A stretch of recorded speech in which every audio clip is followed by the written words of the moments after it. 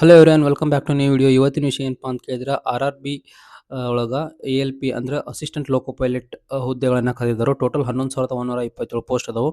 ಇದು ಅಪ್ಲಿಕೇಶನ್ ಮೇ 15 ತಾರೀಕು application start ಆಗೈತಿ. ಅಂದ್ರೆ ಇವತ್ತು ಅಪ್ಲಿಕೇಶನ್ ಸ್ಟಾರ್ಟ್ ಆಗೈತಿ. ಇದು ಜೂನ್ 14ಕ್ಕೆ ಅಪ್ಲಿಕೇಶನ್ ಲಾಸ್ಟ್ ಡೇಟ್ ಐತಿ.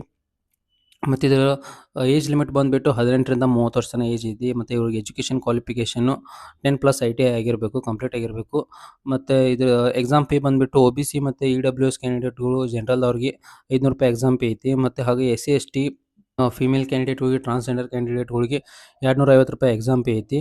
ಮತ್ತು ಇದು ಎಕ್ಸಾಮ್ ಬರ್ದ ನಂತರ ₹400 ರೀಫಂಡ್ ಆಗ್ತೈತಿ OBCದವ್ರಿಗೆ.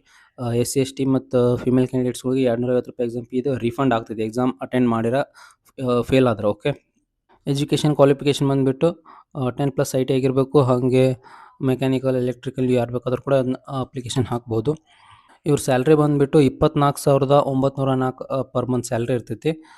ಇದರದ RRB ಒಳದ assistant loco pilot exam syllabus pattern ಹೆಂಗೈತೆ ಅಂತಂದ್ರೆ ಎಲ್ಲ 20 ಮಾರ್ಕ್ಸ್, ಮ್ಯಾಥಮೆಟಿಕ್ಸ್ 20 ಮಾರ್ಕ್ಸ್, ಹಂಗೆ general science 20 marks, general intelligence and reasoning 25 marks, general awareness and current affairs ಒಳಗೆ 10 ಮಾರ್ಕ್ಸ್ ಐತಿ.